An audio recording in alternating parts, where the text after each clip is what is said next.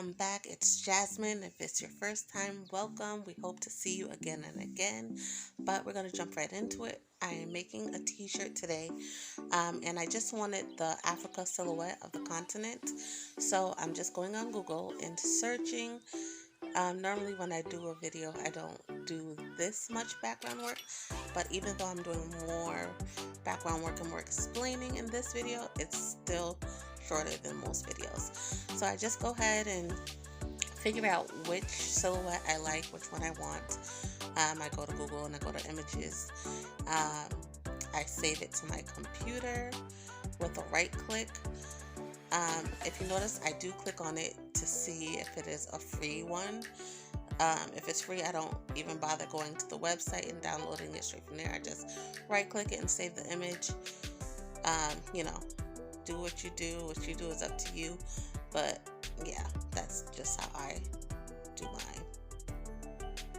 For whatever reason, when I screen record, it does not show like the dialog boxes or whatever.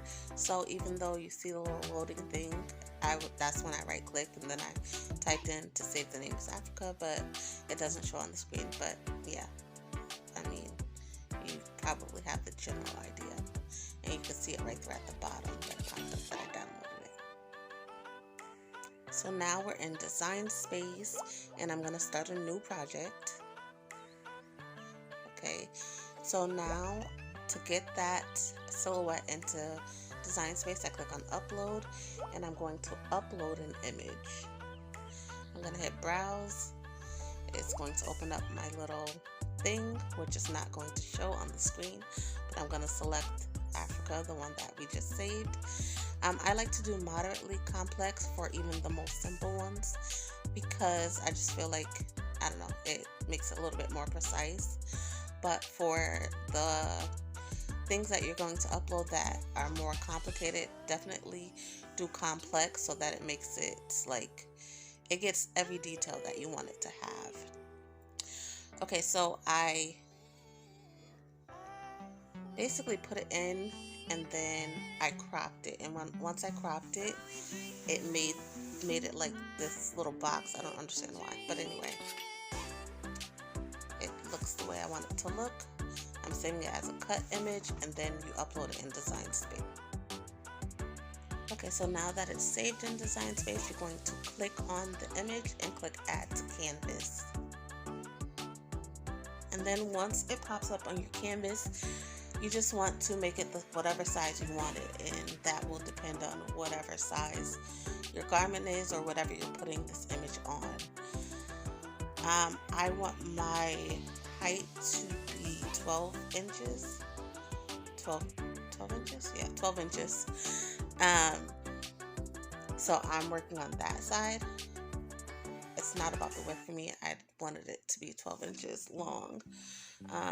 So that's how I based mine.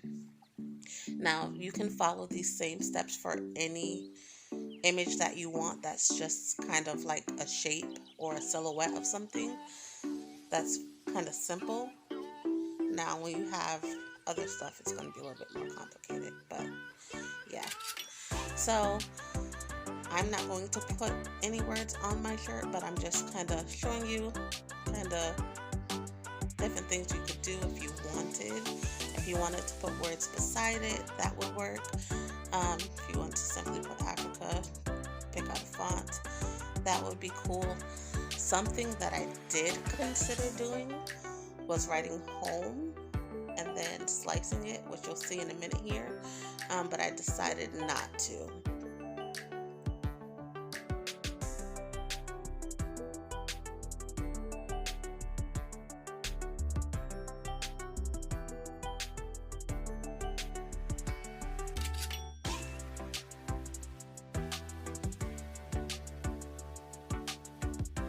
Now, in order to slice, you would put one image over the other, select both, and hit the slice button on the little right hand side at the bottom there. And then if you move your little thing, you'll see that it came out. So the original is there, the when you cut will be in two pieces. So that's actually really cute, but not with that font because it doesn't show as well. Um, but that's something I considered, but I changed my mind. So I just undid everything and then deleted it, and I'm just going to go ahead with the silhouette and put it on my shirt.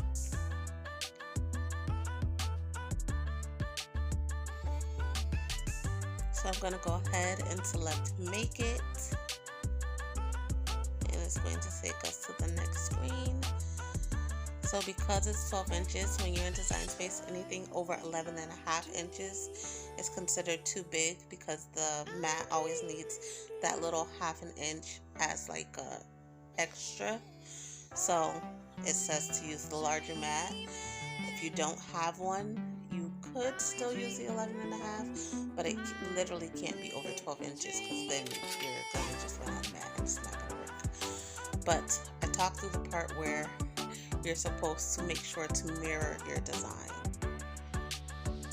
Anytime you're doing iron-on, it has to be mirrored or it's going to come out reverse. So I weeded it off camera, and here is my silhouette. I decided to go with a foil gold vinyl. And so I have my shirt right here. Make sure if your shirt has a sticker on it like mine to take that sticker off, because if you put your iron-on over that, it's going to be stuck under there, so don't want to make that mistake. Feel free to lint roll your shirt. I could not find my lint roller, so I didn't, but it helps, especially if you have a black shirt.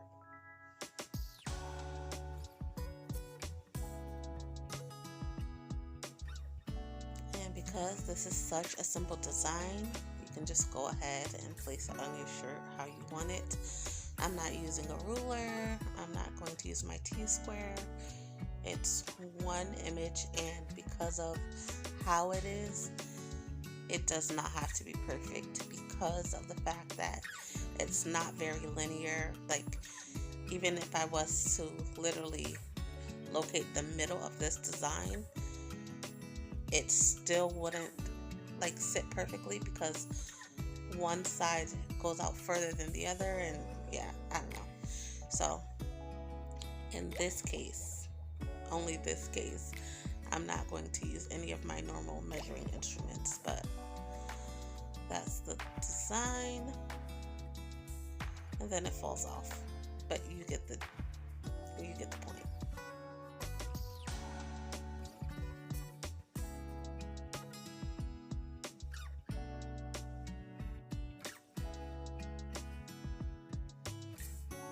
So I have my press set to 375, and I pressed the foil for 15 seconds.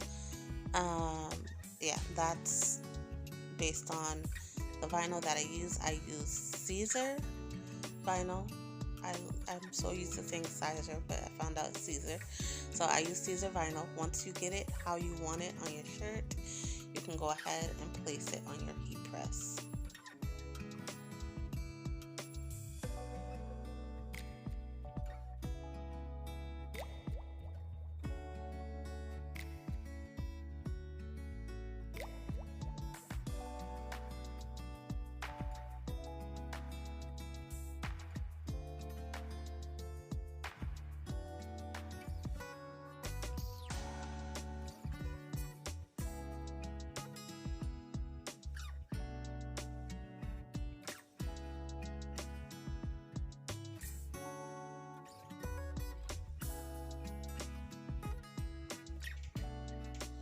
Real quick, if you have watched this far into the video, thank you so much.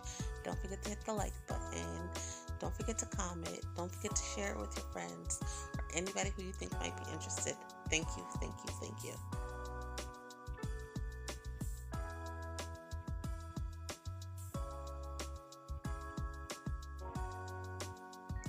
Okay, so once you're sure of the placement of your design and you have it on your heat press, go ahead and pull it down for 15 seconds. Now, this is just my recommendation if you're using the Caesar foil iron-on vinyl. but you can always check the instructions on the package of your iron-on.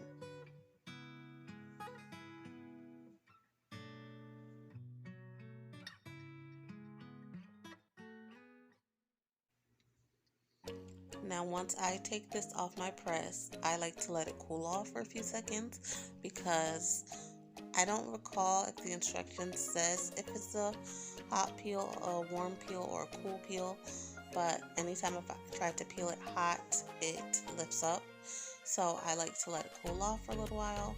It's still hot to the touch, so I wait. I shake it a little bit to get a little airflow in there, and then I go ahead and pull it off. Also, when you pull this off, because I let it cool off, it's like really tough pulling it off, but you're not gonna harm it. It's not gonna like rip or anything. It just takes a little bit of muscle.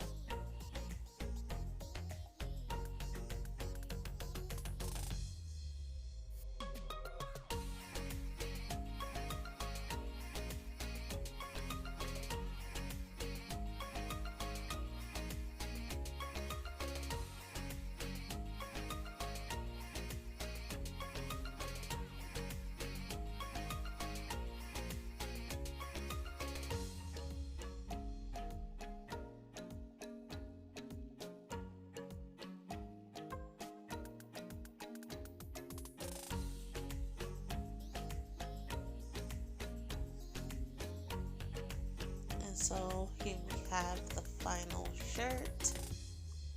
As you can see, the bottom that was not pressed is still wrinkled. Feel free to press just the bottom, or you can use a regular iron to iron that, especially if this is for a customer, because that would be an absolute no-no. You want to give them something that looks purchase worthy, you know?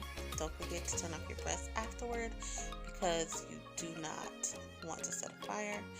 And this is what we have. Thanks for watching. See you next time. Give us a subscribe and hit that button.